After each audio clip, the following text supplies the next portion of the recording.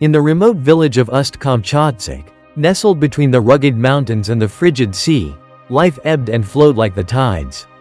The villagers, hardy and resilient, had long learned to coexist with the harsh elements surrounding them. But one fateful winter, the ice that usually kept the sea at bay shifted, and with it came an unexpected visitor. It was early March when the villagers first spotted the polar bear. The massive creature, a stark white against the gray of the ice, stumbled onto the shore, dragging one injured paw. Whispers spread through the village like wildfire, and soon, everyone gathered to catch a glimpse of the bear, who they named Misha. The sight of the majestic animal, so out of place and vulnerable, tugged at the hearts of the villagers. Misha quickly became a local celebrity. Children would sneak out of their homes, clutching fish and scraps of food, to offer him offerings at a safe distance. The villagers, too, took turns bringing him provisions, leaving fish and seal meat near the rocks where he rested. They watched as he slowly regained strength, his fur glossy and brightening with health, but the injury to his paw remained a constant reminder of his plight. As the weeks passed, the villagers grew attached to Misha. They shared stories of his bravery, his resilience, and the way he would lumber clumsily yet gracefully along the beach. But the joy was tinged with an underlying worry. Misha was not meant to be here. He belonged to the vast, icy expanses of the Arctic, not the shores of Kamchatka. One evening, as the sun dipped below the horizon, casting an orange glow over the snowy landscape, the village elders convened. They discussed Misha's future, weighing the pros and cons of keeping him in their village versus returning him to his natural habitat.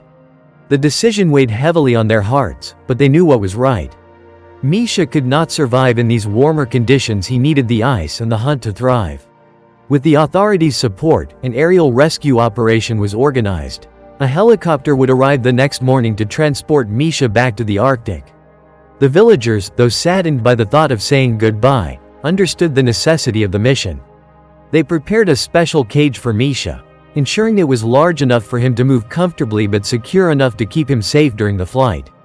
As the dawn broke, the helicopter's blades sliced through the crisp air, the sound echoing through the valley. The villagers gathered, their breath visible in the cold, their hearts heavy with emotion. Misha was coaxed into the cage with the last of the fish, his eyes wide and curious. He seemed to sense the gravity of the moment, but there was no panic in him. Instead, he settled down, resting his head on his paws. The flight was smooth, but as they soared above the icy landscape, Misha began to stir. The gentle hum of the helicopter mixed with the rush of wind outside, and slowly, he opened his eyes. The villagers watched anxiously from the ground, their hearts racing. Would he panic? Would he try to escape? But Misha remained calm, his gaze drifting out the small window of the cage. As they flew over the icebergs and frozen seas, something shifted in his demeanor. Perhaps he recognized the land below, the vast white expanse that was his home. The villagers felt a collective sigh of relief. Their hearts swelled with hope. After what felt like an eternity, the helicopter descended onto a remote stretch of ice, untouched and pristine. The pilot expertly landed, and the crew quickly got to work, opening the cage.